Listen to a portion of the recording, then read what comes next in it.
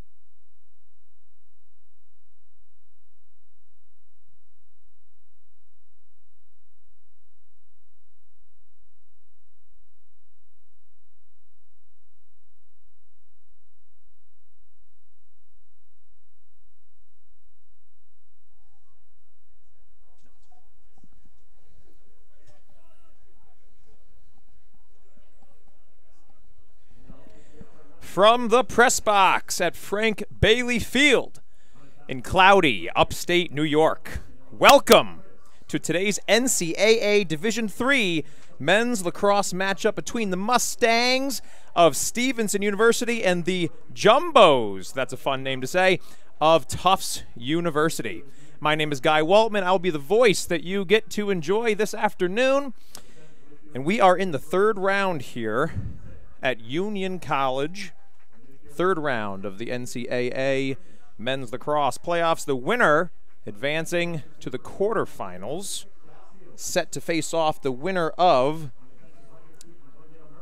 St. Lawrence and St. John Fisher. It's not exactly a day where you can be enjoying yourself at the lake. You won't be tanning. The rain is coming, so you might as well play some lacrosse. Flying solo up here in the press box. I'll be doing both play-by-play and color. Doing my best to keep you following along with the action and also the X's and the O's. In my day, I was at Syracuse University. We lost to Duke in the national championship. I don't really like to talk about it. Our Tufts squad lining up in light blue. Stevenson rocking the white. Both teams squaring up. Midfield right now. Goalies will shake hands in just a few, and we will be underway.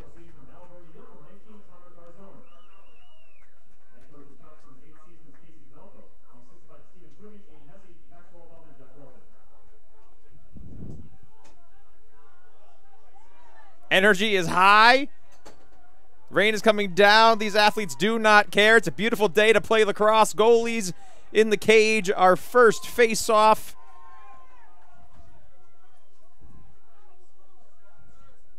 $15 set on the clock. And we have a false start by Stevenson. The ball will be taken by Tufts to start the afternoon. Tufts loving to play fast. Their previous matchup, they won 27-9. Their first shot coming within 10 seconds of the game. Tufts does not like to waste time. They won 27-9 in their last matchup with 22-2 at halftime. Their starting goalkeeper is, needless to say, pretty well refreshed. Stevenson with a successful clear. Ball's down. Tufts with the ground ball. The clear goes to the goalkeeper. Tufts yesterday enjoying playing fast like we talked about. Fast tempo is going to be their key to success. It's been working all season long. They were up 4-0 yesterday within 3 minutes of the game. Their shots happened very quickly down the field. Stevenson, I would say their key to success this afternoon is going to be controlling pace. Tufts working it behind. Hitch, skip across, and our shot comes from about 15 yards. Sails high and wide. Backed up successfully.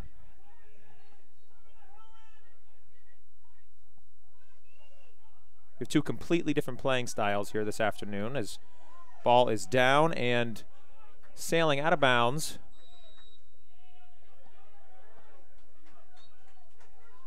We have two completely different playing styles. Tufts just enjoying incredibly fast tempo, push, push, push. Stevenson, much more low scoring. They squeezed out a victory against Union College yesterday, 12-11. So Stevenson, if they have their way, this will be a defensive grind. Ball is down. The shot clock feature, which has been introduced to college lacrosse, a fantastic and much needed feature, I might add, have reset. Tufts with 65 seconds to go, but they will not use it. Shot sails high and wide.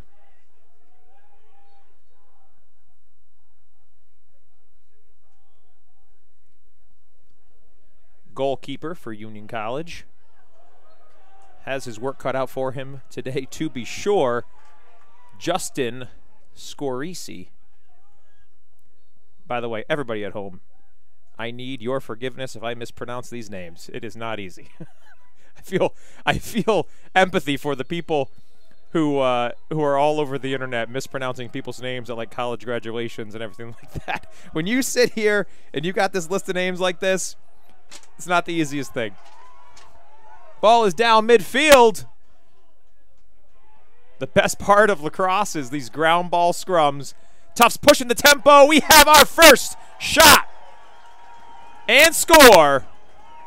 Tufts in predictable fashion as the team has some very fun and signature celebrations happening on the sideline.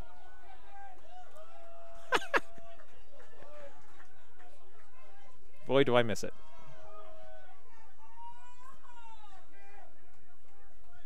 Quick restarts. We're already at the face-off X. Our next face-off. Dual clamps. Kicked out by Tufts, but controlled by Stevenson. A successful touch in and a skip pass. Bottom corner. As Stevenson will sub out. Get their starters in. One of the worst things you can do against a high-powered offensive team like Tufts is rush your offensive possession. If your goal is to control tempo, you want to take your time. Work the ball around, let everybody get a touch, especially on a cold and wet day. Bodies, physical bodies, get cold out there, get everybody a touch. But forget what I'm talking about. We have a tie game here. I believe that shot taken by number 11, Daryl Curtis. Attack. Sidearm sniper catches the left pipe. We are knotted up at 1, just over 3 minutes into this game.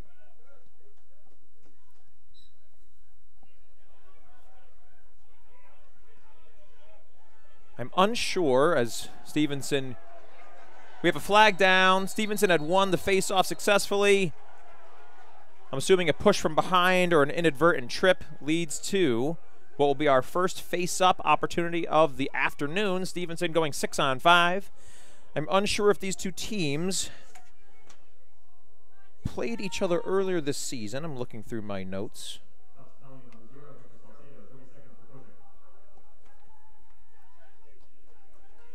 Be curious to know what their previous, how their previous matchup went down this season. Maybe my team can help me out with that. 6-on-5. Ball works behind. Goal when you're face up is to see if you can get a shot within 10 yards. 15 yards is what you'll settle for. And ours comes from about 10 yards, but a very shallow angle on a tragic miscalculation. Not backed up successfully. Tufts able to get a very quick exit from being man down. But Stevenson still with the advantage. The pass on the clear sails high. Time on the penalty still in place.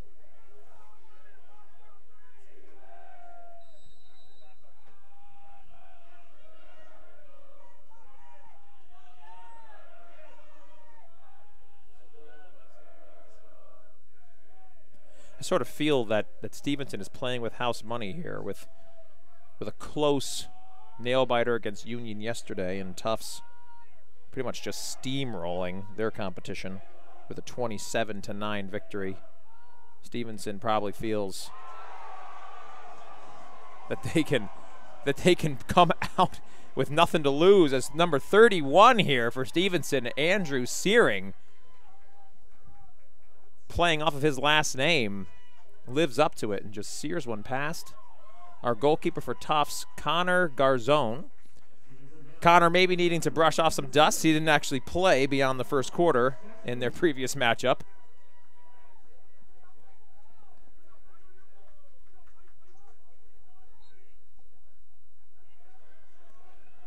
This face-off as well, controlled by Stevenson.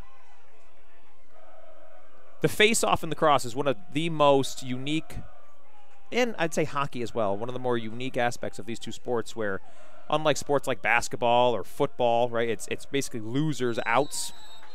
You score, the other team gets their turn. Hockey and lacrosse, there's this one-on-one face-off opportunity where you can actually, if you have a skilled enough player, you can actually retain possession. Stevenson doing a great job with that already here this afternoon. That shot flies off the face mask and sails to midfield, and where the ref says it's Stevenson's ball.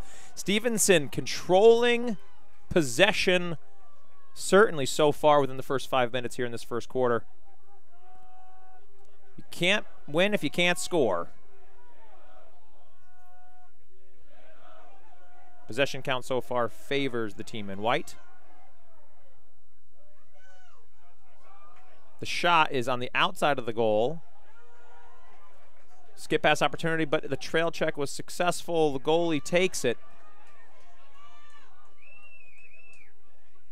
And we are going the other way. Both teams at full strength. Penalties have been released by virtue of the shot and the goal. The deep hole here wanting to take it himself.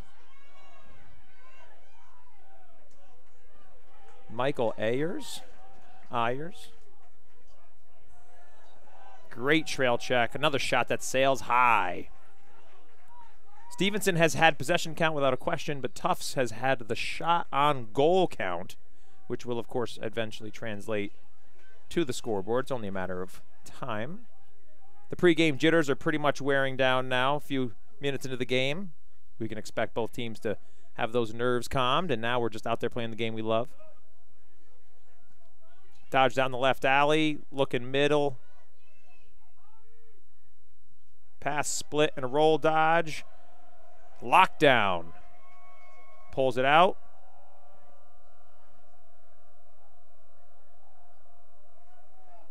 That was a lot of effort for that goal. A lot of action happening up near midline. Pulls it out. A re-dodge. And if I can get this name right, ladies and gentlemen, if I can get this name right, then I deserve a raise. That shot and a goal by number 13, Max Eddinghausen. Max Eddinghausen ties it up at 2. See, why can't everybody's name just be like mine, right? Like, my parents didn't overthink it, okay? It's Guy. Easy. Remember it. In life, you got to work until you no longer have to introduce yourself. And for me, it's going to be a little bit easier than some of you guys.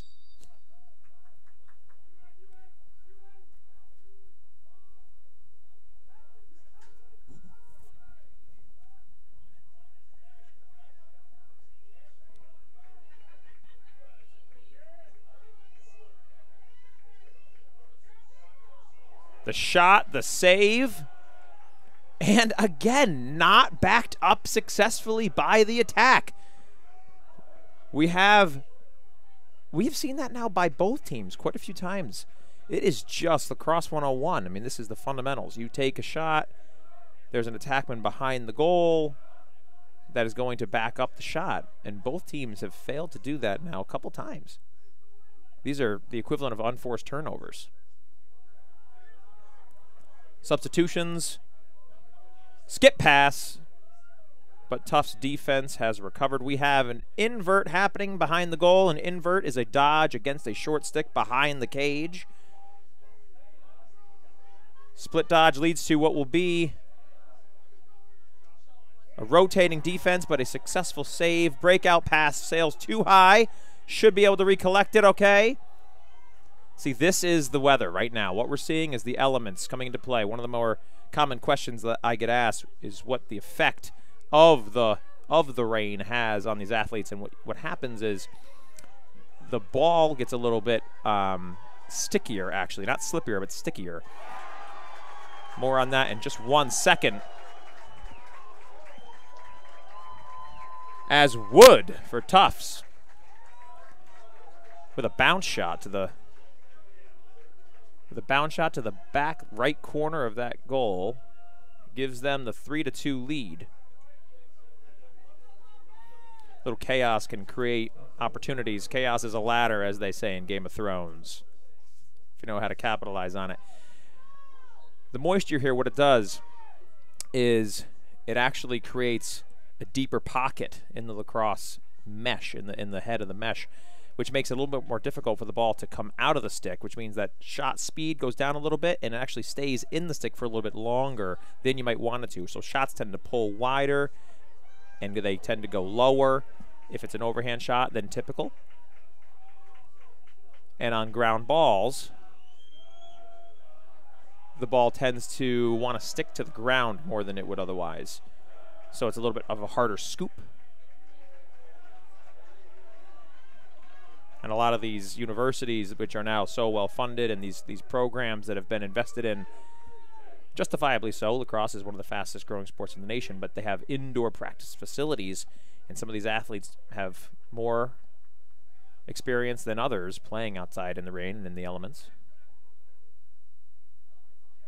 At Syracuse with the Carrier Dome and our other indoor facilities, we used to just hate it when our coaches would make us go outside and practice in the rain and the snow on purpose. We're like, we have these indoor facilities. Can we please use them? But you have to have the experience playing outside in the rain for days like this. Mother Nature, ladies and gentlemen, is undefeated. Quick restart on the sideline.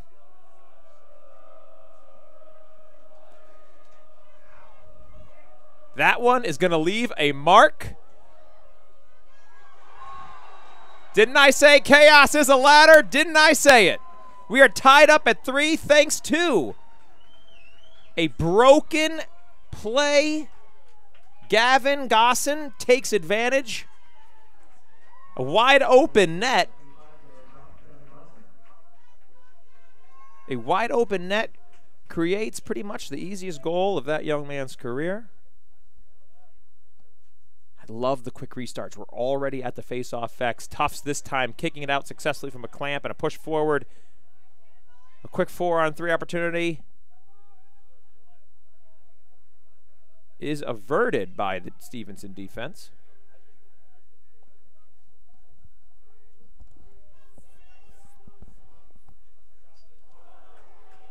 You may have heard it. That one off the crossbar.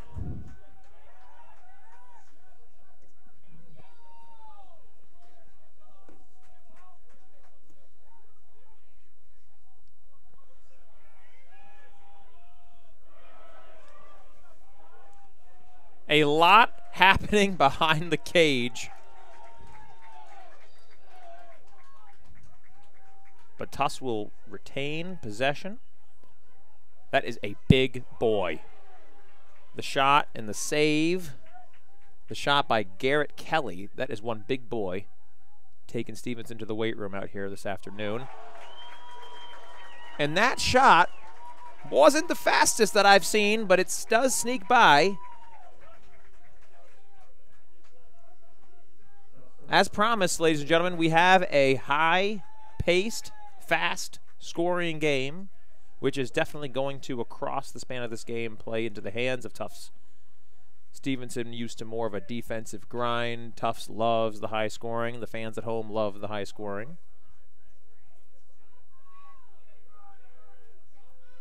But I do believe the skies are being a little bit more cooperative. It's at least not raining. I know our fans enjoy that.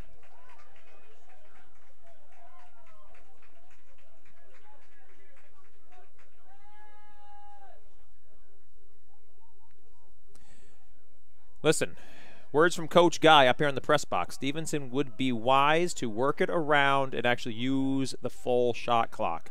You can already just feel the momentum of the game rising, which is just what you want to avoid, quite frankly, if you are in white.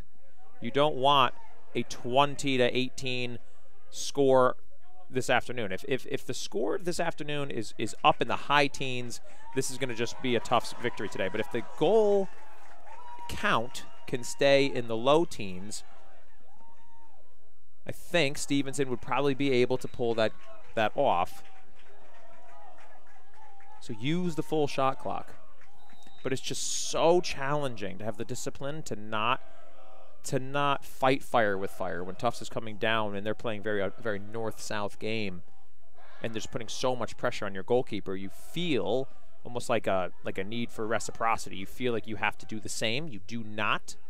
In fact, that's exactly what they want. Use the full shot clock. And also, let your defense catch their breath. That's another thing that's wrong with that strategy. With Tufts coming at you full speed constantly, the defense is constantly out of breath. They could use a break, hold the ball offensively for a little while.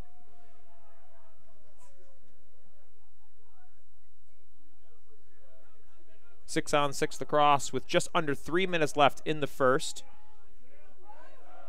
The pass is going to sail high and wide. Tufts is going to come down with another opportunity. 2 minutes, 51 seconds on the game clock.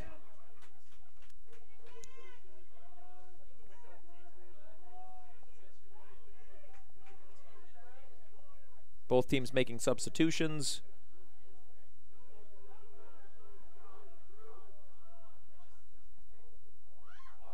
Wow. Why was the goalie out of the net?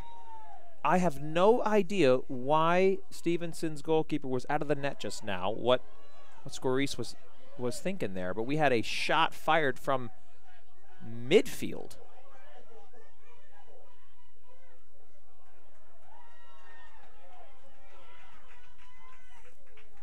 Just over 2 minutes in this first period. The shot, the lefty, high riser, low to high, sails over the cage. Tufts retains. Stevenson's full strength starting defense in position. The dodge comes from behind. But we have, oh, you forgot something there, buddy. The stick check puts the ball on the turf. Both teams fighting for it. One of the best parts of the game is these physical scrums for the ball when it hits the deck. Referee says out of bounds. Stevenson will get another chance here with just about 1 minute and 50 on the game clock.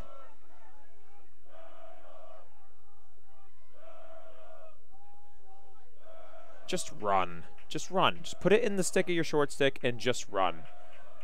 We overthink clearing sometimes. We're working it through the goalie and the long stick defenders. Just put it in the hands of your short sticks. Use your legs. Run. Power cradle. Move. Minute 30. Scores 4-3. 50 seconds on the shot clock. We have a dodge from up top, right to left split. Looking for help. A beautiful roll, but a poor pass puts it on the turf. Tufts coming down. We have a fast break, our first bona fide fast break of the game, 4-on-3. D pulls. It's tough to resist. They don't get a shot very often. Couldn't resist it. But a proper bounce shot is a little bit closer to the goalie's feet than that one. That one went straight into the turf, bounced right over the goal cage. Under 1 minute.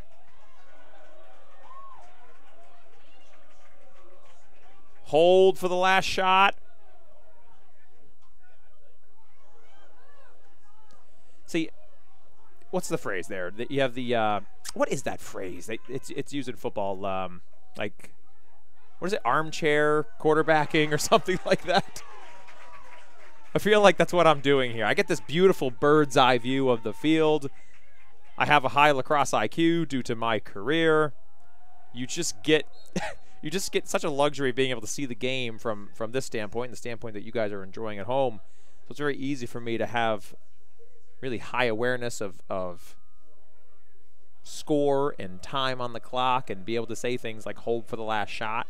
But when you're out there and you're in the moment and your heart's beating out of your chest and the fans are loud, it doesn't always translate that way. And see, and that, ladies and gentlemen, is why you want to hold for the last shot, because now, with just 4 seconds left in the quarter, Tufts takes a 5-3 lead. That shot avoidable if we had the discipline to hold on to the ball and wait for that last shot. It was a garbage point, a sweeping dodge, left to right, bounce shot, not much speed. But nevertheless, 5-3 as the clock will expire. And we end our first quarter here at Frank Bailey Field in upstate New York, Schenectady, New York.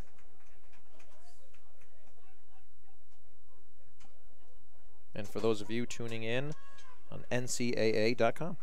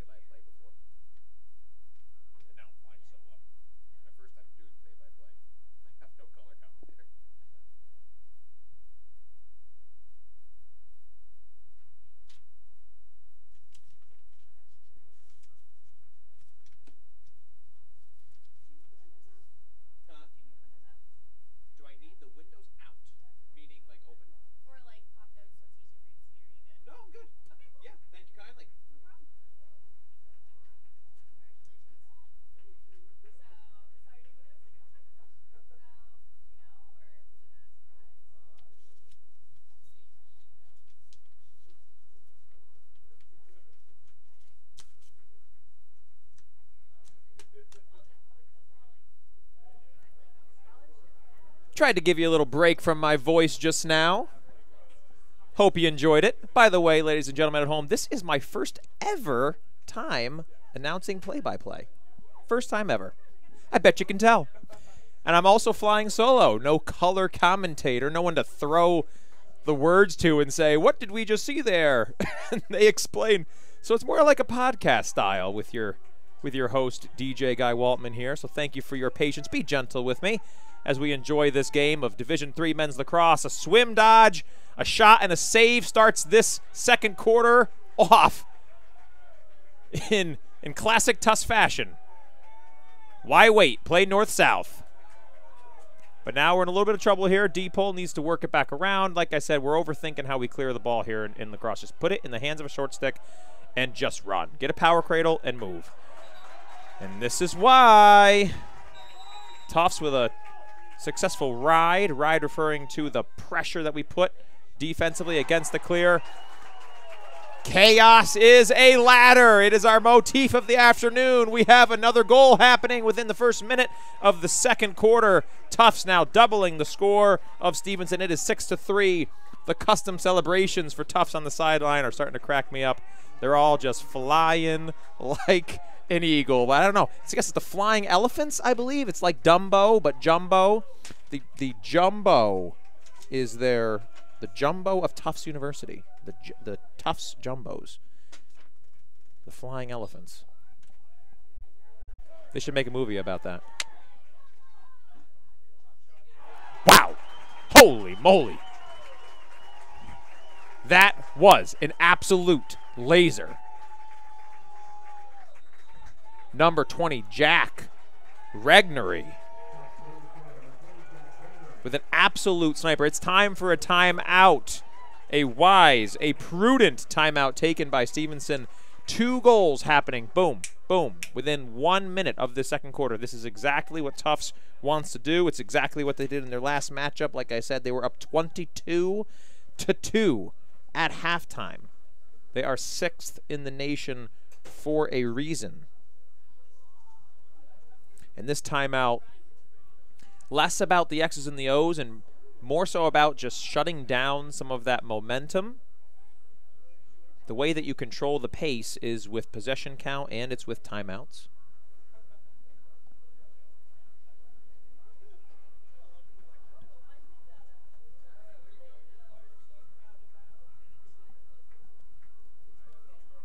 Lacrosse is a game of runs, is the phrase. It's a game of runs. Tufts just had a little bit of a run there, coming down the end of the first quarter with a goal with 4 seconds left, and now 2 just now at the start of the second. Stevenson will make their run as well, but their run has to be a little bit more calculated. It can't be lightning quick the way that you just saw it in light blue. That would play into the hands and to the strategy of the Jumbos. Stevenson needs to play a game in which they seek penalties, man up opportunities, use full length of shot clock, be more precise in the shots that you take, and remember to back it up behind at X. We have a deep hole who wants his turn at the fun. He forces his way in, takes a shot, doesn't go in.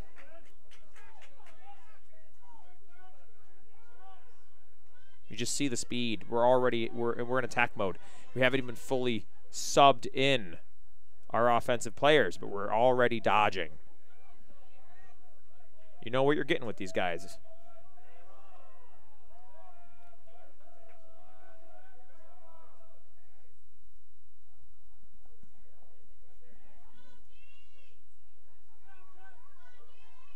Great defense. 30 seconds on the shot clock. We're attacking from high to low. It's a very midfield heavy offense. At least by observation.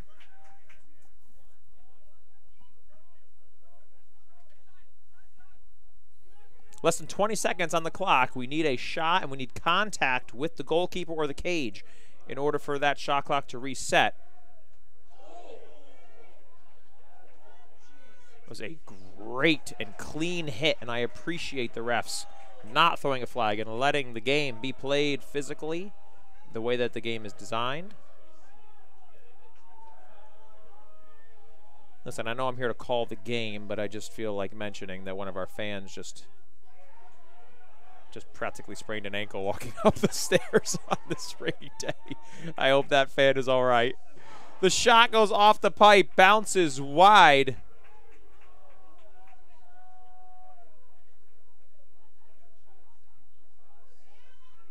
The sky blue continuing to put pressure, repeated shots.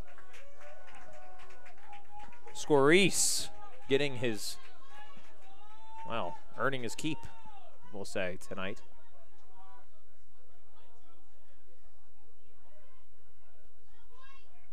The ball is back at X. Works up high, another left-handed shot. Very good job of changing planes. You want to typically shoot high to low or low to high. But again, an unforced turnover because we didn't back up the shot successfully. Neither team really having a home field advantage. We're here in Schenectady, New York. Union College. Union defeated yesterday by Stevenson, 12-11. It's very neutral fighting grounds.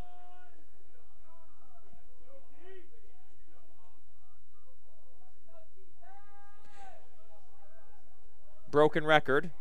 At risk of sounding like a broken record, I will say again, by observation, you just saw the ball was on the opposite side of the field for just several minutes in a row. Tufts controlling possession, backing up, winning face-offs. It's just unwise to not take a full shot clock. Let your defense catch their breath, for heaven's sakes. Their legs are burning. Their hearts are out of their chest. It's hard playing defense. Let them catch their breath. You got to let them recover. Use the shot clock. You guys are cold. You guys haven't seen the ball in a while. Work it around. Get everybody a touch. A little bit of sloppy play here, which will absolutely cost you in a playoff game like this. Another unforced turnover, just a pass and catch error. Nice wrap check, great retain. Great, wow. A lot of contact, the refs are letting them play. I enjoy it, we appreciate you refs. We appreciate you. Lacrosse is meant to be a physical and fast-paced sport, and you're getting both here at Frank Bailey Field. Tufts with another shot and a goal, 8-3. That one coming right at the crease. Quick little bouncer.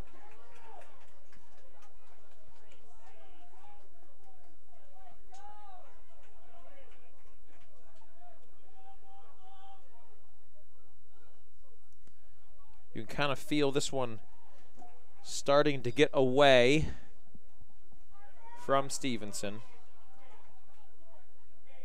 Tufts with the face-off win.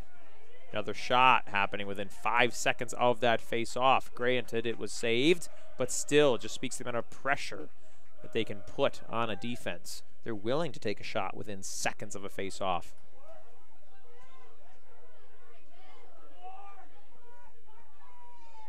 We haven't seen a goal for Stevenson in a while. A great ride. We have an empty cage yet again. A quick pass could lead to another quick shot. And we will have, oh, saved by the 8th defender, the pipe. 6 defenders, a 7th player in the goalie, and an 8th defender, highly valuable defender in the goal itself. That one saving that shot and bouncing it back out near midline where Stevenson's able to pick it up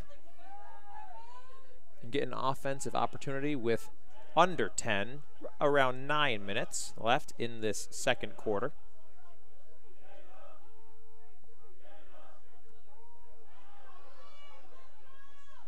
We need a quality shot here. Doesn't even necessarily need to be a goal, but need a quality shot. We haven't even had that in a while.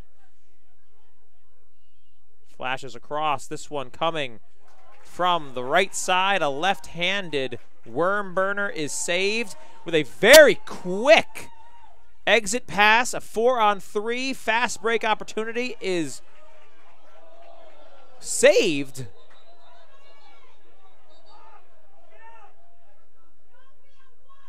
Saved, but then potential disaster happening here on the field for Stevenson. The 4-on-3 fast break shot and save by Scorice led to the ball bouncing behind X. And in that fight to pick up that loose ball, Scorice was decked pretty heavily. His bell's ringing. He was down for a little while, but in classic lacrosse fashion, we bounce up, and he's going to recuperate on the sideline with medical staff for a few minutes. Backup goalie in the cage, Nicholas Parolin, proving why you have to always be at the ready in a game like lacrosse.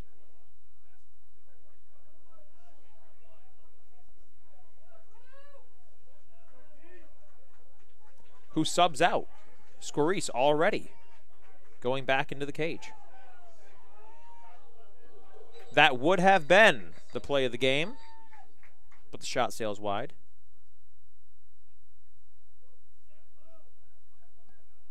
Referee blows the whistle. Referee's convening midfield. You could hear a pin drop for some reason. But instead of a pin drop, you get to hear my late night FM DJ voice.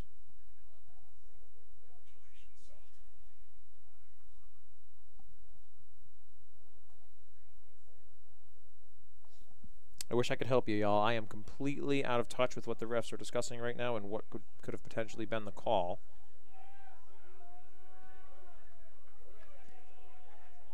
But whatever that meeting of the minds was about, the decision was that possession will go to the Jumbos.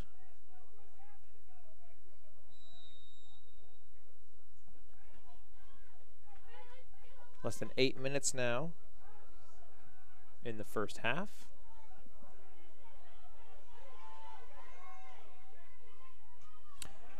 Wow, it's a rare enough thing to see long pole defenders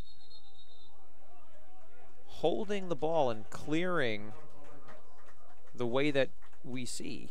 Normally you'll see a short stick offensive player who's accustomed to that type of pressure come down, get the ball, and they'll clear out space in the middle of the field for the clear. But these long pole defenders, they like pressing. We've had a couple of long pole defenders put shots on cage.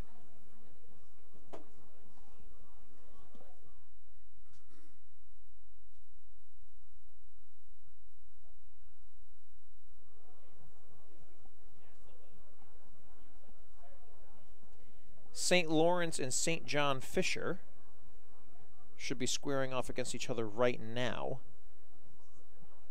The winners of both of these games this afternoon set to play next Saturday.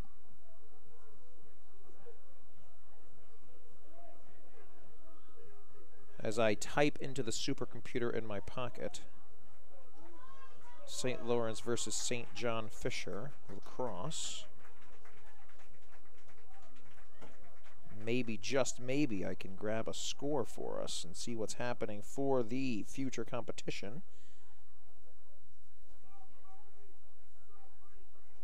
We'll check it at halftime.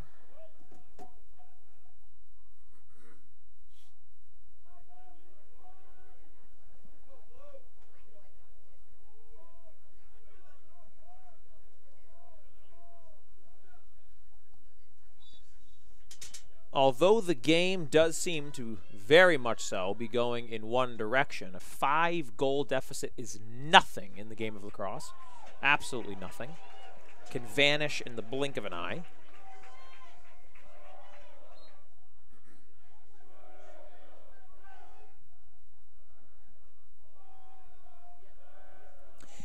See, now, why pass that? Short stick in the middle of the field. Passes it off to a close defender to help with the clear. In my day, I just was going to do it myself. A little DIY sometimes is the best way.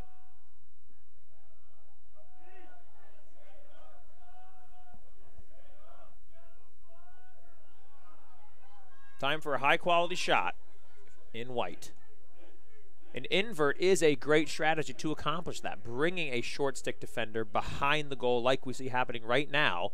Short stick defenders not used to playing defense from behind the cage. Great, great strategy for trying to create a little bit of chaos, getting an easy open look.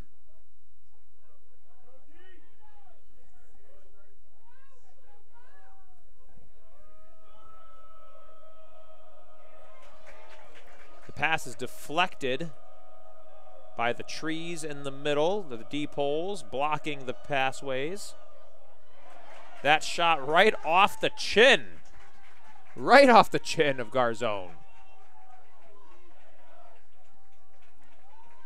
Ladies and gentlemen, families across the map, wherever and however you may be listening, which I believe is only NCAA.com. If you have never stood in the cage, please know it is terrifying. The amount of respect that these goalies need to have on their names is not to be underestimated. I have stood in the cage, and a 30-mile-an-hour shot is beyond terrifying and enough to put some hair on your chest. These young men out here today, easily able to shoot 80 miles an hour, some of the biggest and the strongest, even in the 90s. To stand there, as these goalkeepers do, it's one of the toughest things in all of sports. As Tagliaferri for Tufts University pumps in the 9th goal of the day.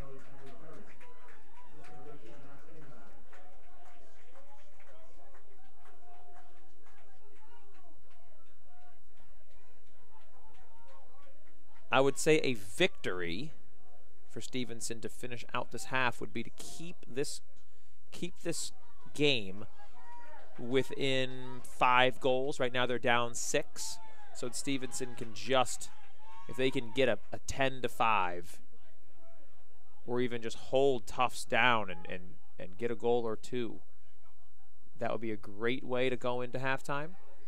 Adjustments will absolutely need to be made. We might even see a new face-off strategy happen in the second half. They're getting beat pretty badly at the face-off X.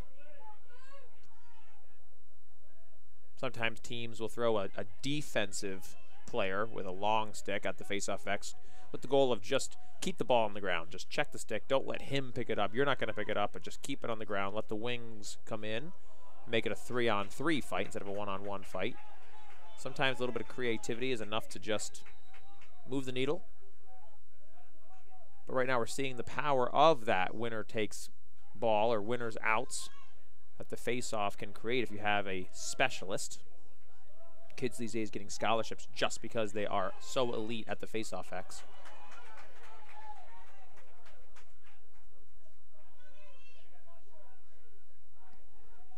Less than 20 seconds on the shot clock, which is rare for this squad. The circus shot, which is pretty fitting for a name like Jumbos. The circus shot is saved with ease. Thanks for the gumbo jumbos.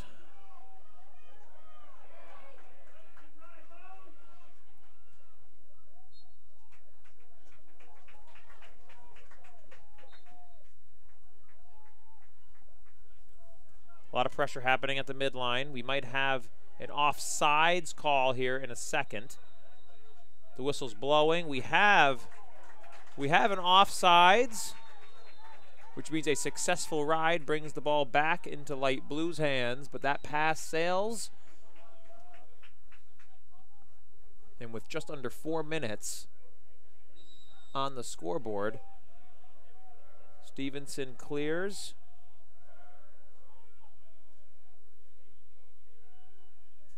Give me a helmet. Can we give me a helmet? I can pass as a college kid, can't I? Want to get out there and help the team in white.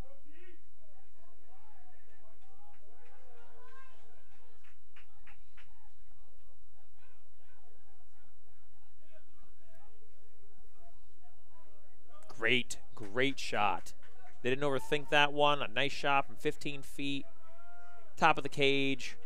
All 4 corners to choose from. Just misplaced in its accuracy.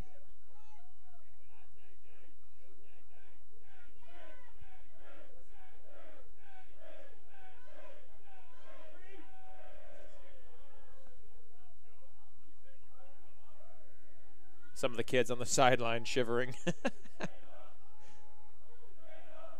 The ball works from behind, an invert from the side. Shorties are playing behind the cage. Almost a zone happening. They're passing the ball carrier off on the sides behind the cage. And a less common defensive strategy does not pay off this time around. Andrew Searing pumps in the 4th goal for Stevenson and had plenty of energy in the aftermath of that to carry this team to a comeback.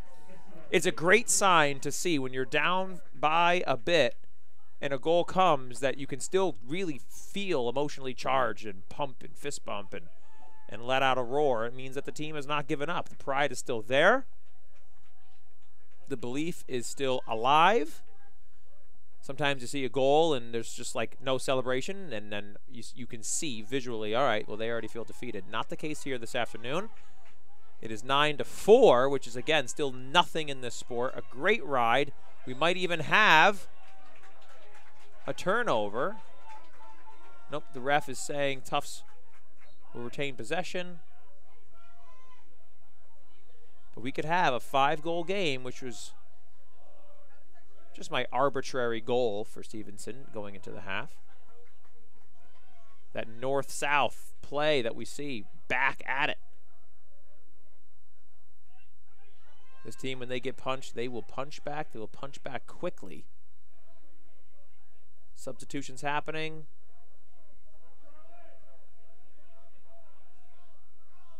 The middle of the field is vacant. No slide is available to help.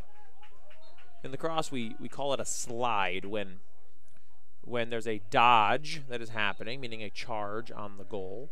There's usually another defensive player that is emanating from the middle that will slide, that will come and create a temporary double team in order to either turn back the offensive player or facilitate or provoke a pass.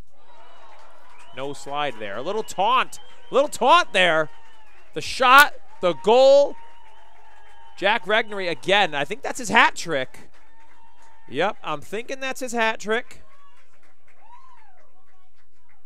That was his hat trick and his trash talk. A little combo there.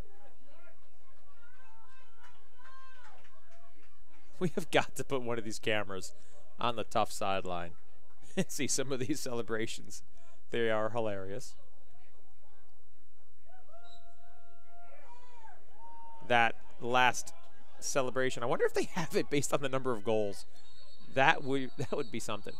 We have a successful timeout called. The fact that the celebrations are so uniform, like the whole sideline is doing it.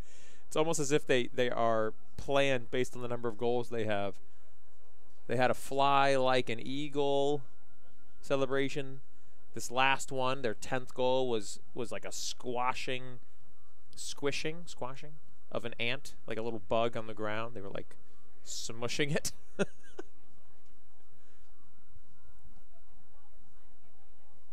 Which, if I was in white, I would take personally.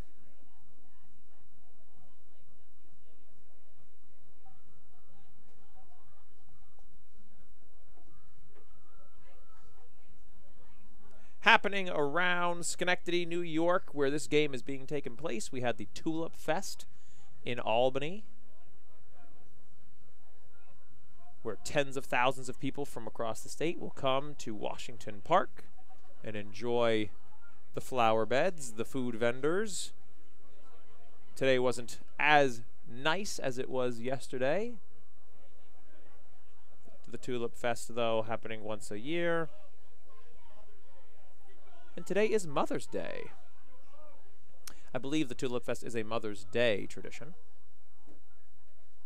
So hopefully all the moms out there have been receiving the love that they deserve. My mother always said to me, if you want a bad meal, go out to eat on Mother's Day. Because everybody's going out to eat on Mother's Day, which means that the kitchens are overworked. So we're here calling some lacrosse instead. Just 1 minute left in the first half. That shot is saved. Scarice is back in action. We have the ability to hold for the last shot. Another timeout called, this time by Stevenson, for that wisdom that I'm sure will say, hold for the last shot.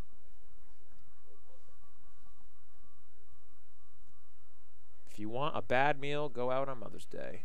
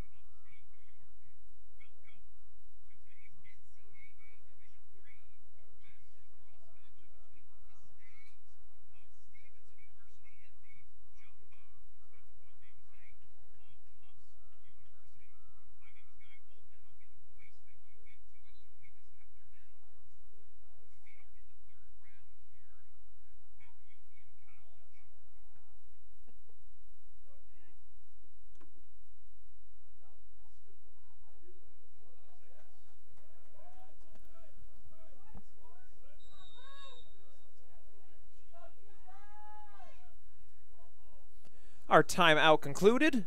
Our break from the action and your break from my voice now at a close. We have 40 seconds left in this first half as the defense is sagged back, as the offense is waiting to attack. And with the shot clock exceeding the game clock, we don't have that to worry about. 25 seconds left of action for Stevenson to see if they can cut this score to half. 10-4 on the scoreboard. The pass skips across, and the oh my God, a beautiful move. Leads to our goal with just under 10 seconds. That was gorgeous. That was stunning. I wish we could see a replay of that. That's called a hitch. The shot fake came low for a worm burner, but he kept it because he flicked his wrist over. He pushed through. He pushed through the check. He faked a shot. He split. And he scored. That was our goal of the afternoon, without a doubt. 9 seconds on the clock is enough for Tufts to make something happen. The clamp and the kick forward. Not possessed, not nearly enough time. Our horn blows. It is 10-5. My arbitrary goal for Stevenson intact. It is a 5-goal game. Tufts having their way with Stevenson in this first half, but again, 5 goals is nothing to fret. We are going into halftime where I'm sure both teams will be enjoying some orange wedges, and I hope you guys at home will be enjoying your Mother's Day. This matchup between Tufts University and Stevenson University here at Frank Bailey Field, Schenectady on NCAA.com will resume after halftime. See you in 15 minutes.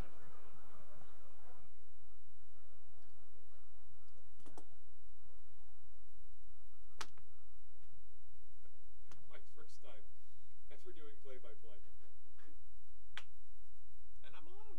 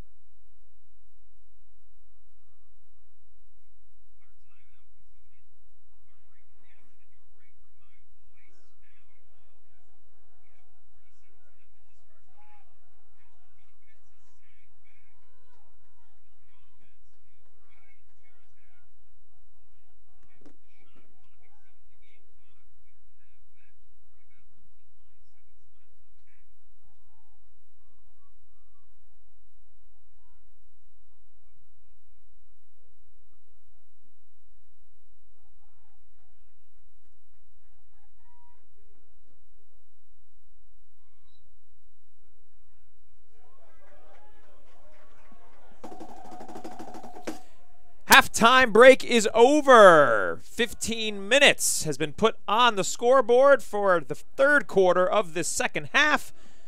My name is Guy Waltman, former Syracuse lacrosse athlete and your play-by-play and color commentator this afternoon at Frank Bailey Field in Schenectady, New York, between today's men's lacrosse showdown between Tufts University and Stevenson University. The score is 10-5 for those just tuning in. First half synopsis pretty much could be said pretty quickly, which is just that Tufts had their way with it. Tufts plays fast. They stuck to that motif.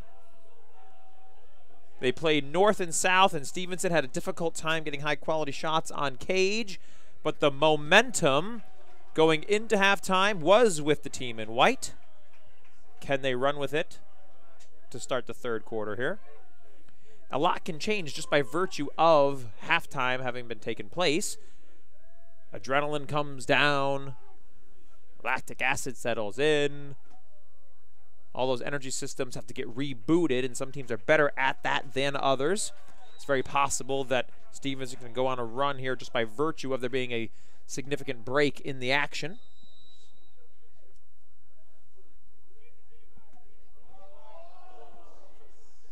Almost an interception on that ride.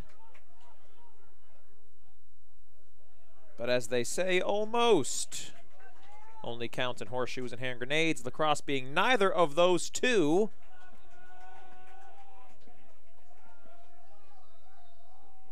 I guess darts, right? Or does almost count in darts? No, it doesn't. Back to the game.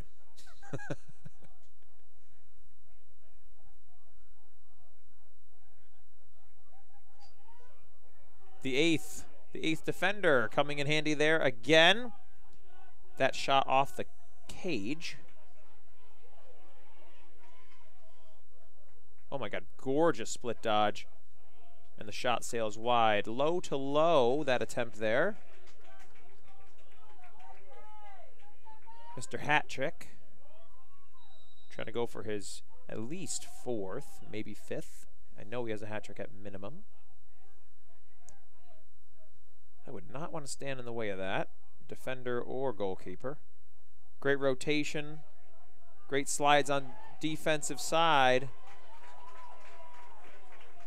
The hitch and split almost led to an open shot on goal, but a trail check by the defender sent that one up high. Fought and kept by Tufts. Another shot on goal. Their objective within the next 15 seconds of the remaining shot clock. You can hear the sideline action. They're calling out the shot clock. Well-disciplined team here. A huge trail check. Couldn't hear the footsteps coming, I guess.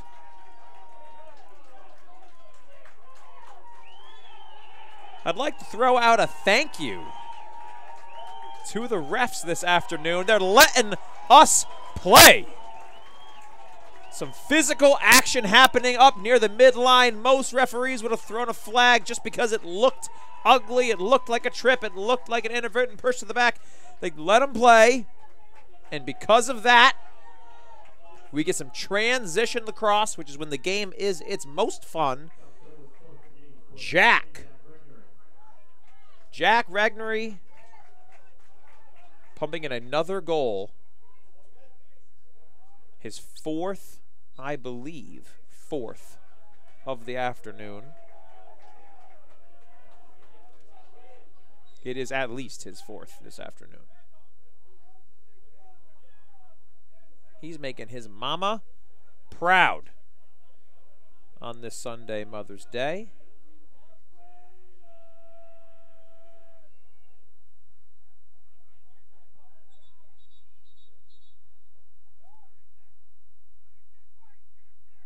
Flags down on 36 white. The call is interference, which would imply that he was not allowing the offensive player that he was guarding to move freely through, most likely, the crease, using his lacrosse stick actually to impede the offensive player's motion.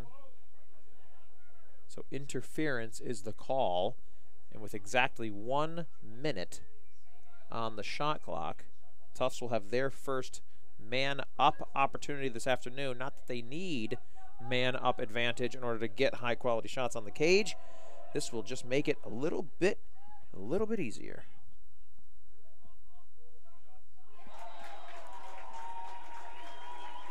That one is a worm burner, a low-to-low shot by Chase Byer, the freshman. Do I have this right? The freshman from Park City, Utah. Okay, Utah. As I'm getting attacked by a fly in the press box.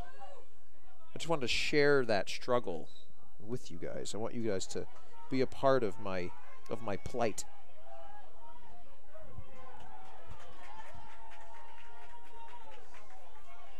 I completely missed that face-off, but I did not miss the score.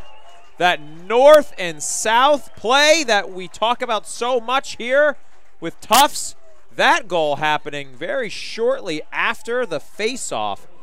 It is 13 to 5, thanks to that goal by Victor Salido, the sophomore from Virginia. That one set the sideline on fire. And now we see some body language in white. That is not exactly going to translate successfully to the scoreboard. We have on the sideline over here for Tufts, we have some air squats, some push-ups happening, some things to stay warm.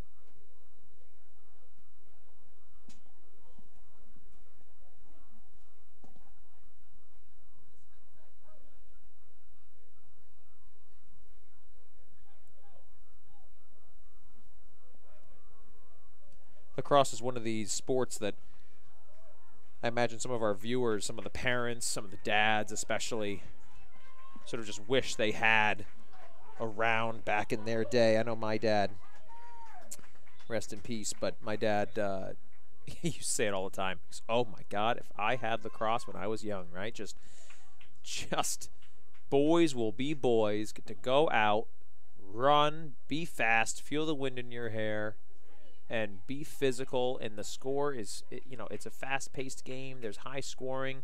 Hockey, love me some hockey. Do not get me wrong. But there's just not nearly as much scoring that takes place on the ice. Lacrosse and hockey being so similar. Incredibly fast games on 2 feet. A lot of the rules are the same as well. My dad used to always just say, but I have loved to play lacrosse when I was your age. And we're seeing why. It is an electrifying sport brought to us by the Native Americans.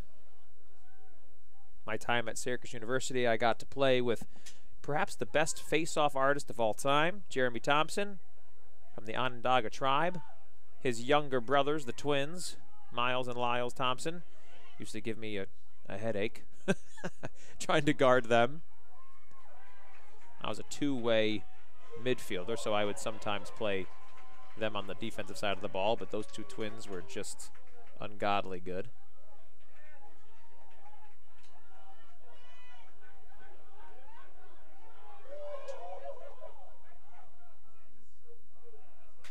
That looked more exciting than it was. A D-pole was able to sneak around on the clear, but the pass sails wide. I suppose the referees are calling that a shot.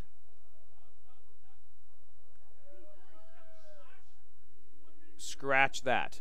It was a pass, but it was blue. 47 for Tufts University. Calum Wood, who's being called for a slash. So just in the nick of time, Stevenson is going to get a man-up opportunity at a time in which all of the momentum is with blue. All of the belief in themselves is in blue. Stevenson has a chance to get their 6th goal and hopefully light a fire under their butts.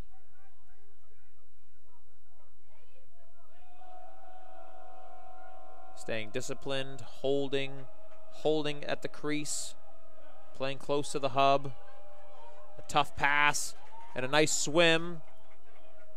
Gets picked up by Tufts, but then immediately dropped. Picked up by Stevenson, skipped across. Ball at the top. Just step in. Just step in. They're giving you 15 yards. I'm taking 15 yards all day. Again, when you're man up, you shoot for your goal, or your shot, rather.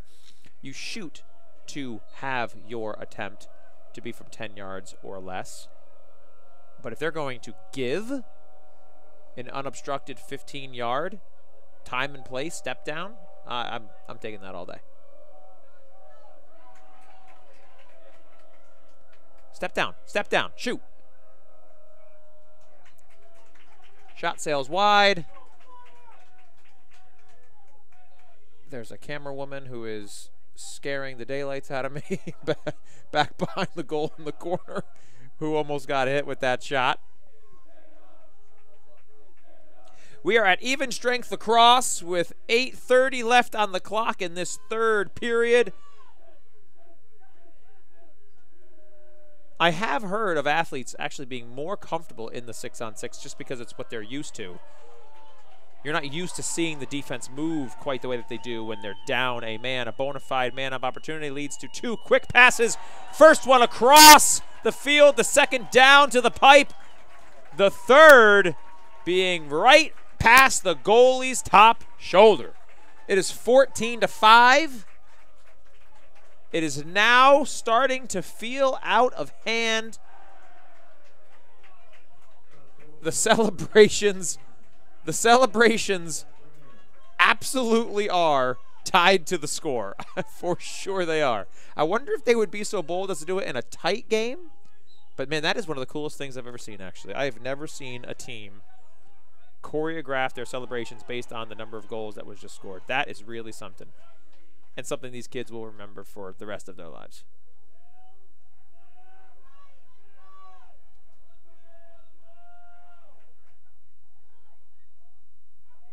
One more. And now they're just having fun. They're holding their helmets. That was a quick stick goal. A lot of passing led to a flash across the crease and a quick stick. The score is 15-5.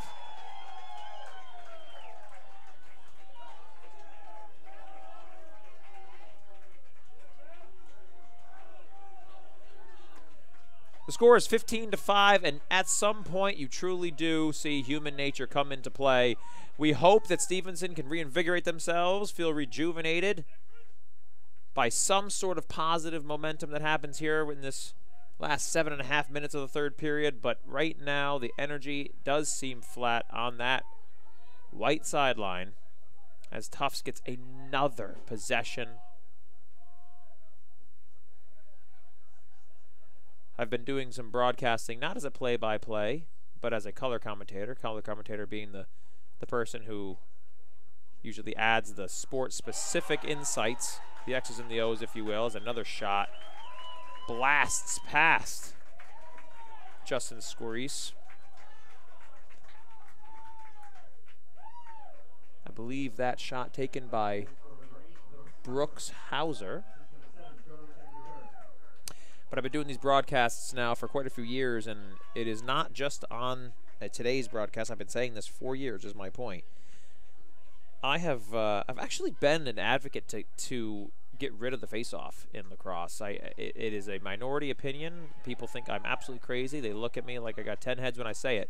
But as unique of a feature as it is to the game, I think that the game would be closer more often if we didn't have it, right? So if it was just like the shot is taken. It goes in. The goalie just takes it out and goes, and there's just no time that stops, right? The clock just keeps running. What you would see is like all these celebrations that where the guys come and they huddle up and they're touching on each other's helmets and all that. That's gone, right? Because the goalie's taking the ball right out of the goal, and it's moving the other way. And then the possession counts would even out. And like today, Tufts University is just absolutely destroying at the faceoff X. And what you're seeing is it's translating into goals. I mean, it's just the momentum is just all in one direction. And now it's 17-5.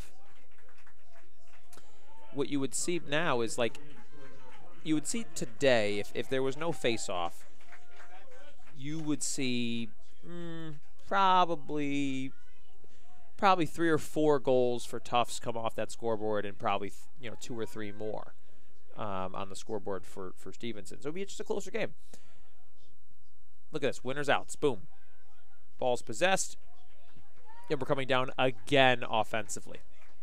Now the counter argument is just, guy, like that is what will separate the goods from the greats. Like that is a part of the game, and winners win and losers lose, and I get it. I totally get it. But you see how it translates in a sport like basketball or football. People don't tend to have a gripe there when there's, a losers outs mentality. Little scrum, it's all right. It's all right. Don't make a mountain out of a molehill. Let's just have a quick restart and let's get back to the action. Come on. Pushing and shoving is just rooted in passion.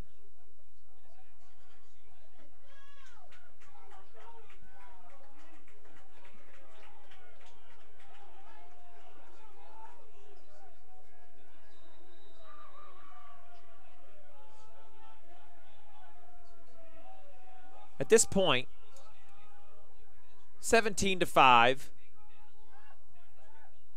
third quarter, all the momentum in blue. It's the epitome of an opportunity to just go out and have fun. Now just go out and play the sport that you love. And soak it up, embrace it, flag down. Stevenson's going to have another man-up opportunity in just a moment here. They're going to get what is essentially a free shot on goal, just by virtue of the flag being on the field. No matter what happens, a shot and a save, the whistle will blow. They will get the ball back. If blue picks this up, the whistle will blow. There it is. Here comes our 6-on-5 opportunity.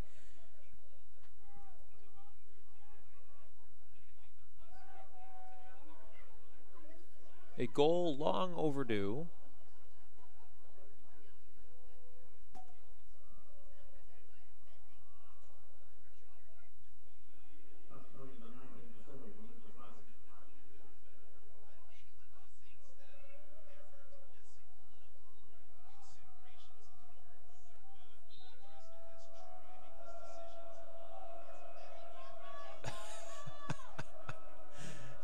These kids on this sideline, I think they're singing the na na na na na na na na. A little taunt action. Hey, hey, hey, goodbye. That shot is successfully saved. The referee, though, says illegal contact and a push from behind. But a push from behind without possession, so it will not be a flag. The restart. Stevenson still possessing. Step down and shoot. They're giving you 15 yards. Step down and shoot. Oh, my God. There's like nothing more fun in the game than just being able to step down and shoot from 15 with all your might. Put a hole in the net.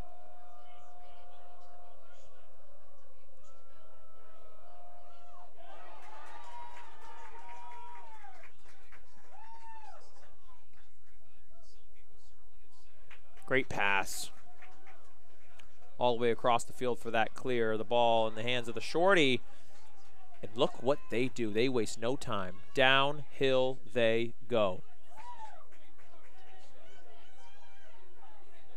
In my opinion, a great sign of respect for your opponent is when you never let up. You do not ever ease up.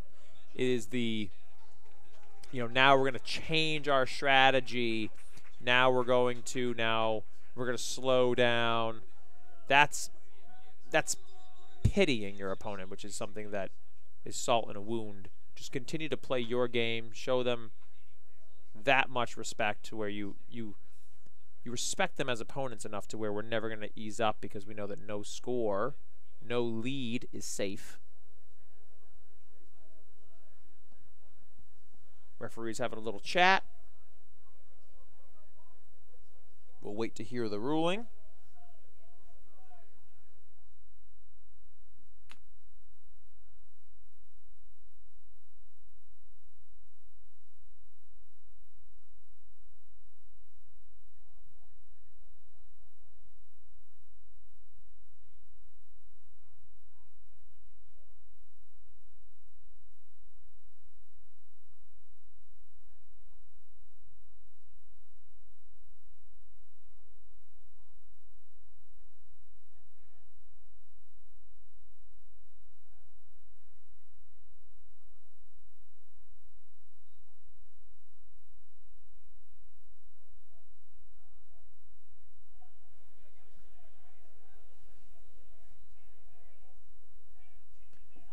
We're back. We have a quick double. Here comes that chaos as a ladder. We've seen it all day. Shot off the cage. And it sails wide. We have just over 3 minutes left in this third period that has not gone well for those in white. They entered the third period. Oh my God. I'm going to cut myself off and explain why. Everyone in the press box just went, oh, oh Lord. That is what we call the around the world. That was not an around the back. That was an around the world. And around the back is what you would think of like as a 180 degree behind the back.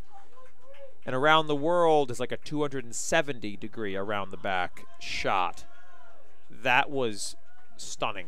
That was, by a long shot, the goal of the day. This third period began with Stevenson University at 5 goals, and it is still featuring Stevenson University at 5 goals. 2 goals just now for Tufts, back-to-back. Brings their score up to 19. This game is now out of hand. I'm going to call it right now. As a commentator, broadcaster, you never want to call that too soon. But this one is feeling over.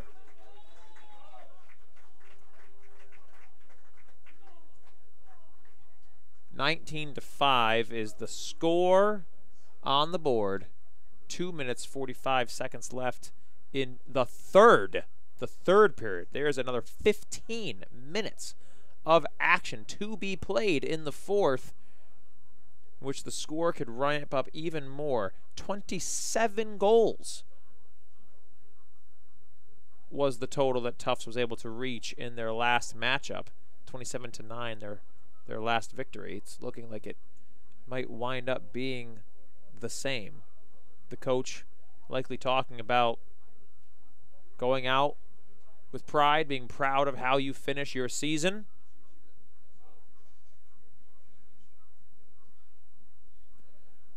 More important than winning and losing is the integrity that you maintain and the way that you represent your school, your community, your fans.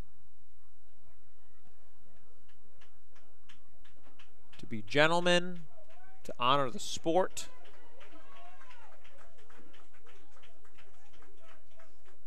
The best coaches are always quick to put that in our ears.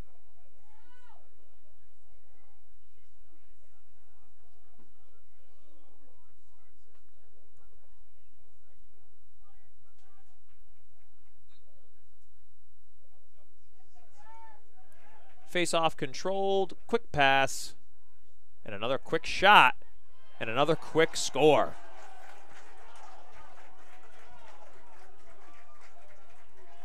That was that 4 seconds? That might have been just 4 seconds in order for a goal to happen. That's how quickly scoring happens. You think about the juxtaposition between lacrosse and hockey, right? Like a high-scoring hockey game might be like 5-6, right? In typical games, 3-2 or something. There's 20 goals on the board right now for one team. 20 goals happening within 5 seconds. Another goal happening. I thought I was going to call another goal just now. Another goal almost happening right there. And no let-up happening whatsoever. Respecting the opponents enough to just keep pressing forward. Foot on the gas.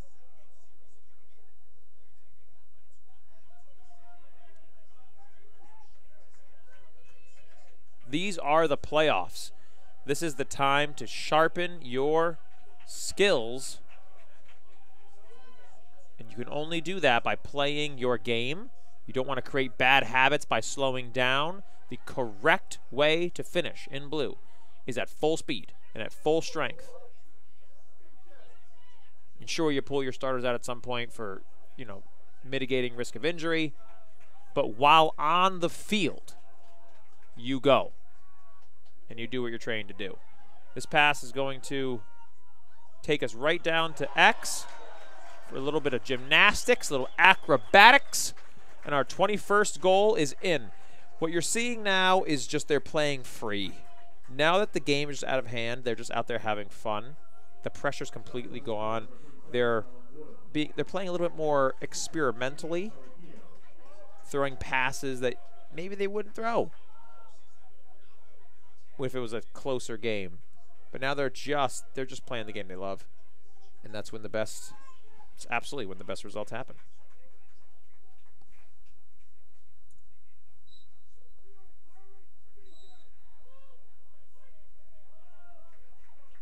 Stevenson with a rare face-off victory.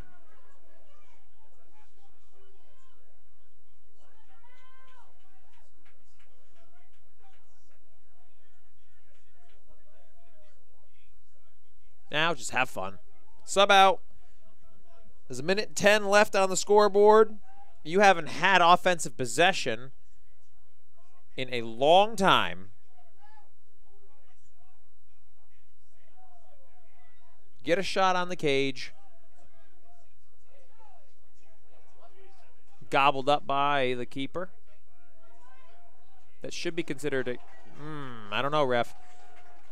I felt that should have been considered a continuation of the shot, successfully backed up by Stevenson, but the ref disagrees. Tufts takes it. The coach waves on. Full speed ahead.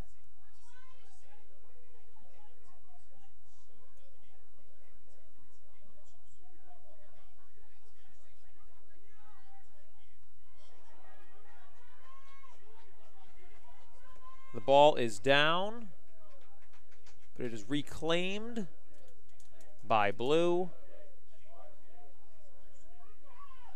Only 10 seconds left in the third period. What has been a gruesome third period for Stevenson. 6 seconds left with the ball on the opposing side of the field. Will not be enough time to create anything offensively. The Hail Mary is thrown, successfully kept down on the turf. And a scoreless third period for Stevenson University puts this game completely out of reach.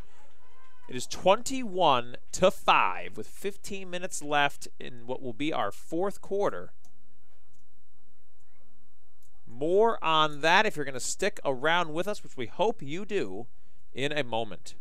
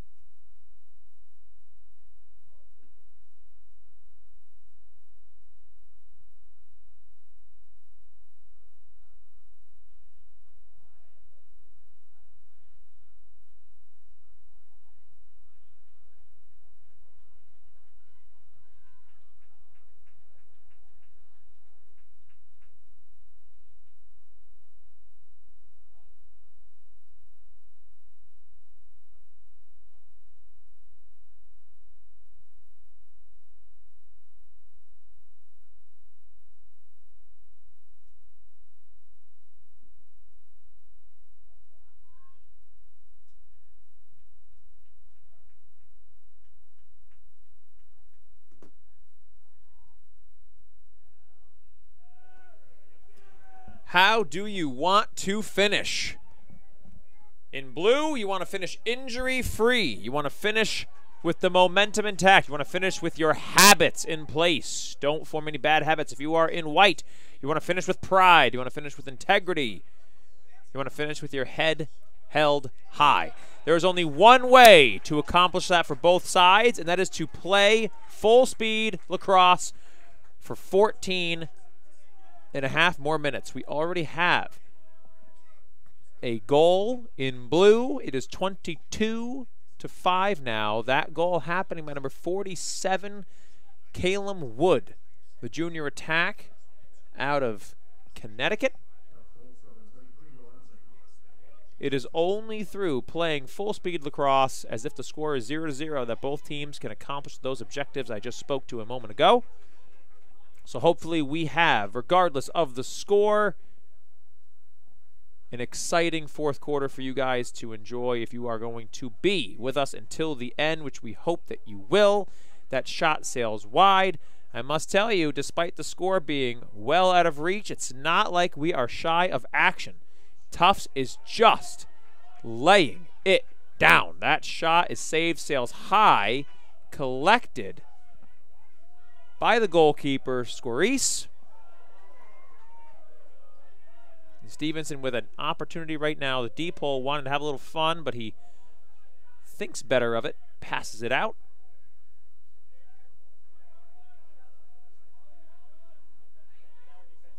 Little chase down happening. Double team emerging. Just keep running. Almost sounded like Dory from Finding Nemo there. Just keep swimming. The wraparound goal brings Stevenson to 6. Quite different body language now, but that's all right. Only to be expected. That goal thrown in by Jack Scalidi. Number 26, the midfielder.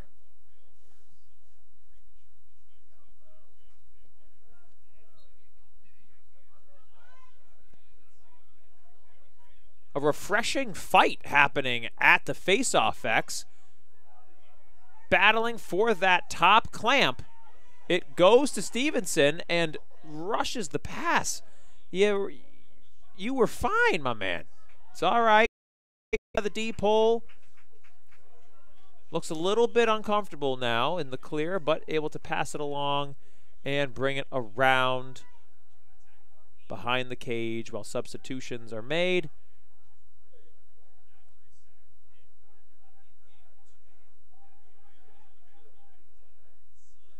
A goal for Stevenson is just to play even lacrosse. See if you can just win the fourth quarter, right? That'd be a great way to go out with your head held high. Outscore them in the fourth.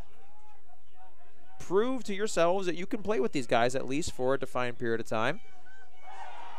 But number 44, Logan Lee, has something to say about that. Chaos is what? Chaos is a ladder. Every time we have seen, oh my God, these kids. I can't believe the celebrations I'm seeing on the sideline. I cannot believe the celebrations. Oh my God. Every time we've seen a miscombobulated situation, a chaotic situation, it's led to, well, not every time, but a high percentage of the time, it has led to goals. The chaos is what creates the opportunities. The Tufts sideline picked up one of their players. 6 of the other kids on the sideline stood in a pyramid formation as if bowling pins, as 4 players lifted up a 5th player, ran that player, picked up in the air. The player is now horizontal as if flying, ran him into the bowling pins, which fell onto the turf. That was their sideline celebration. I can't. How many do they have? They've scored 23 goals. How many choreographies do they have? Shot is sniped again by Jack Scalidi.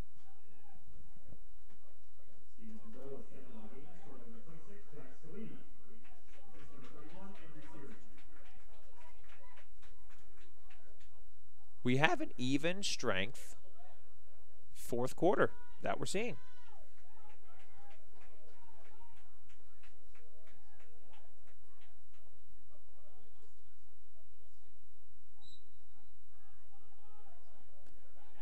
I'm not sure about starters versus subs happening right now in this fourth quarter. I'm not sure if we are at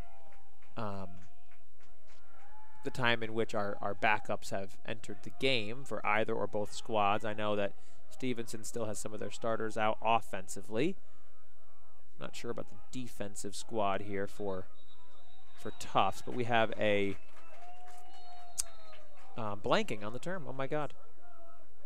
A failed clear due to too much time that it took to get over midfield. You only have a certain period of time before you have to get the ball over to the other side of the field. It's not delay a game. Can't think of the damn term. So a successful ride brings Tufts the possession. 11 minutes on the game clock. Substitutions happening.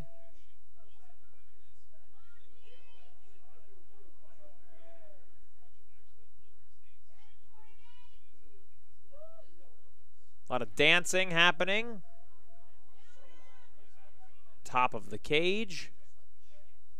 Quick roll dodge on the shorty leads to a shot that sails wide. The backup is retained by Tufts. And as the clock continues to tick away, 35 seconds on the shot clock remains. An invert right now leads to a quick pass up top.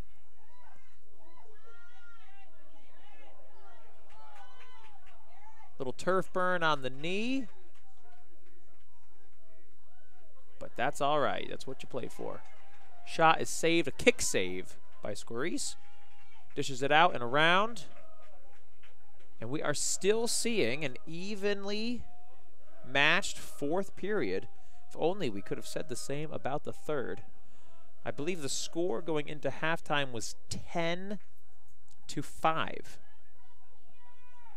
Which means that Tufts was able to score 11 goals in just the third period alone. More goals in the third than in the entire first half for those in blue. That's how quickly things can happen in the sport of lacrosse.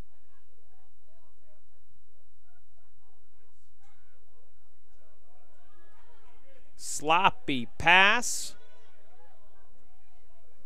Leads to a slow break opportunity. Slow being the not opposing term, but the alternative to a fast break. A slow break is when you still have an advantage of some sort. Oh, look at that. Logan Lee. Did Logan Lee just get his second goal of the day? Yes, he did.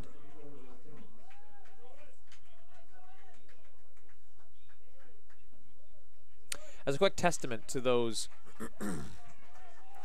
either able or unable to see, but quick testament to Tufts, I actually have never seen more team unity and camaraderie than on this Tufts squad. These are kids who love each other and get along, and yeah, I have never seen so much such a clearly like tight-knit team. It's actually quite inspiring.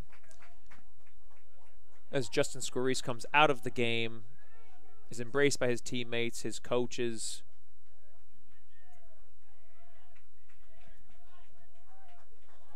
And Nicholas Parolin gets some time between the cage.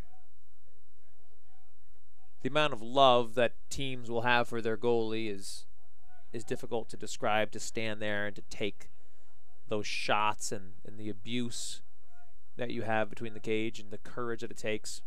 It is something that only one or two people on an entire team will be willing to do.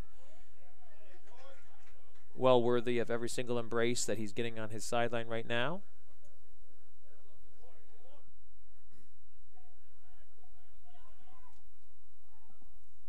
But don't think that they're going to let up. They are not going to let up at all. They're going to run this score up to 30 if they can.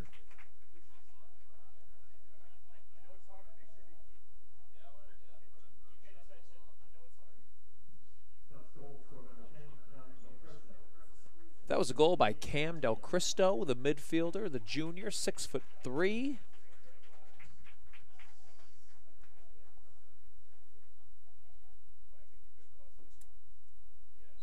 Just keep this train rolling.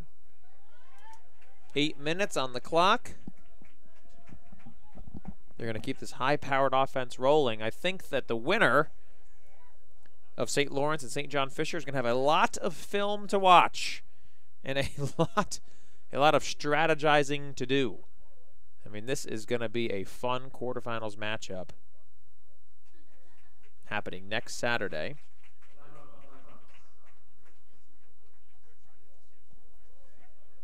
Quick timeout, and we'll be back to the action.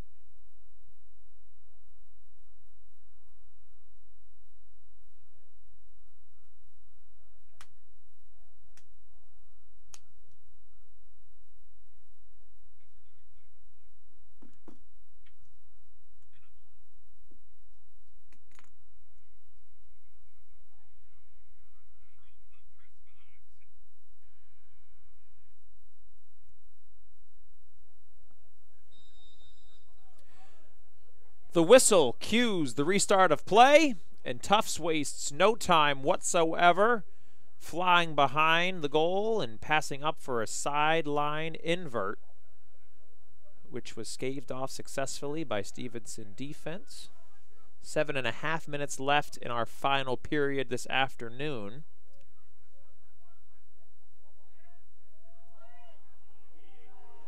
Wide open, alone, on the doorstep of the goal.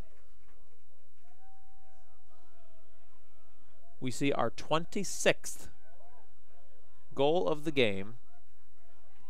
I believe pumped in by Charlie Tagliaferri, number 7.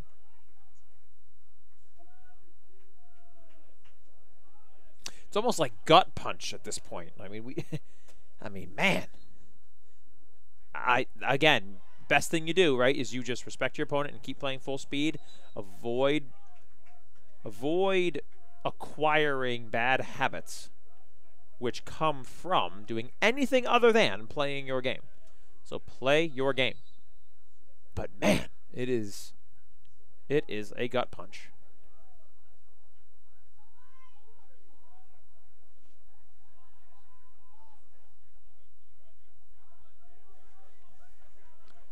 A successful clear brings Tufts yet another possession. Stevenson just not able to hold on to the lacrosse ball very long on the offensive side of the ball.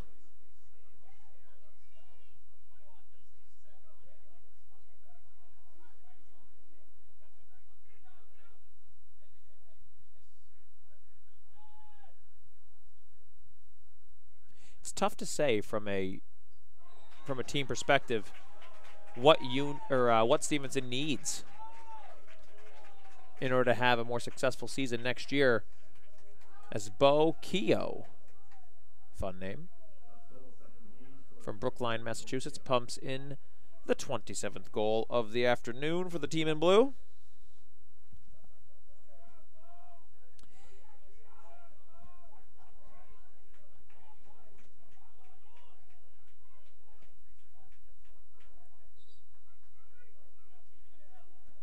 White with an illegal jump start. Blue gets possession.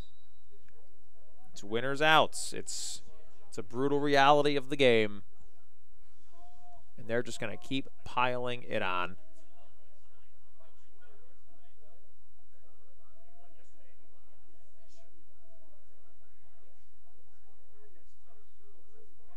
I remember when I was a kid, I was playing baseball, and my dad wanted me to try playing lacrosse. It's like, Dad, I'm not playing lacrosse. Like, I'm a baseball player, right? Mediocre at best, mind you. And my dad was like, you are going to like it. Just trust me. Took me one afternoon going out there, and I didn't even have stick skills yet. Couldn't even really pass and catch.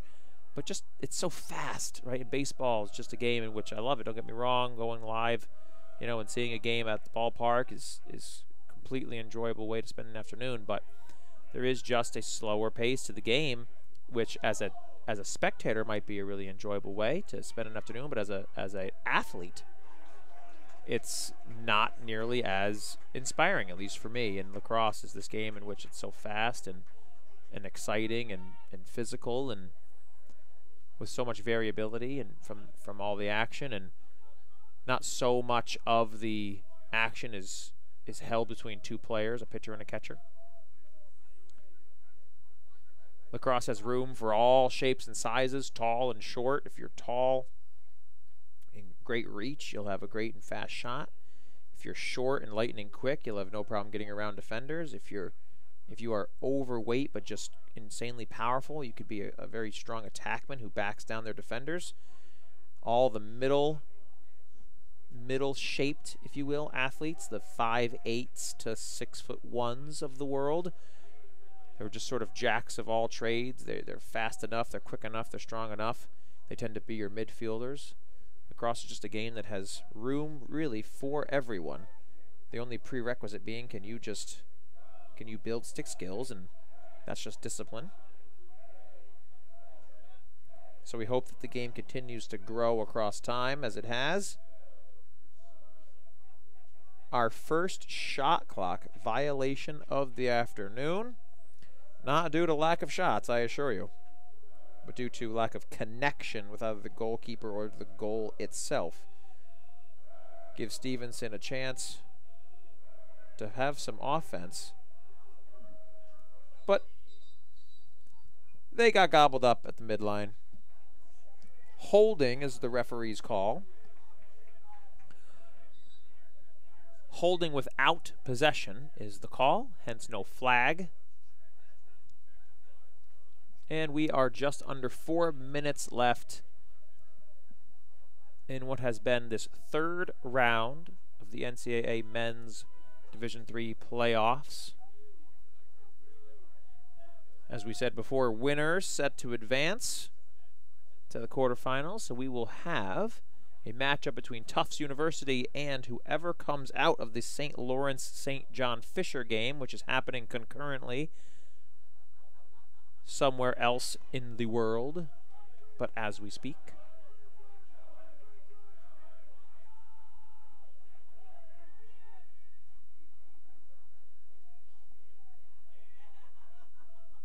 Our fans are starting to organize themselves. The umbrellas are getting packed up. The jackets are being put back on. The bags are getting zipped up. 3 minutes left. As Tufts continues to put on the forward pressure. That ball sails high and wide.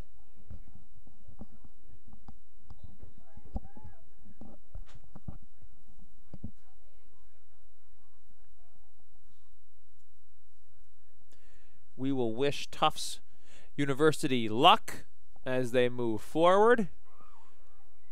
One of the best feelings is I don't want to say best feelings, but there's a silver lining if the team that you just got beat by continues to have success, because you know, especially if they win, you say, well, we lost to the eventual champions, you know. And if there's ever a team that looks like champions, I would have to say they were in blue this afternoon. Only 13 seconds remaining on the shot clock.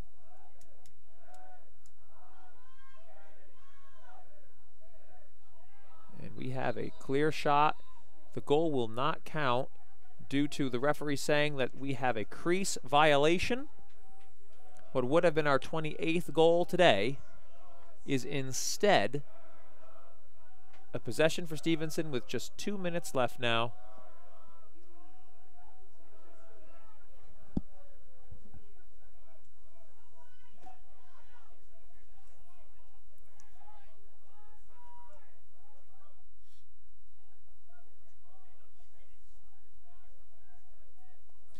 It is 5 o'clock on the nose here in the upstate. And with this game coming to a close with just 1:37 on the game clock, the rain starting to pour back down. We hope that you all have some enjoyable evening plans. Spoil your mothers. Spoil your aspiring mothers. The day to love your loved ones is not specified on the calendar. It is every day. So please enjoy your Mother's Day plans and plans with those you love. We're going to extend our well wishes to all of the athletes in white. I remember when my season came to an end, it was ugly tears. There's something really it's a rare enough thing to be emotionally transported as much as you are when a career, right? When an athletic career comes to an end. You know, the professional lacrosse leagues are only for those rare enough to play, and those typically are not those coming from the Division III level. Those coming from the Division I level would be the ones who would get to really take advantage of that opportunity. So seniors over here in white, whose college seasons and therefore careers will be over, often hit their knees and cry, as I know I did. And for those in blue, honor them by moving forward and running up the score on either St. Lawrence or St. John Fisher, whoever you play.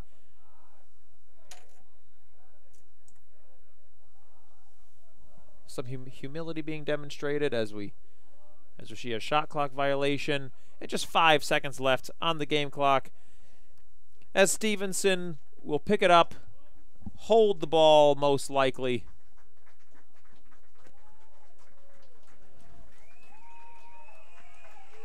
and that will do it. If you can hear through my microphone the clapping of the fans, that signals the end of this game. The final score from Frank Bailey Field is 27-7.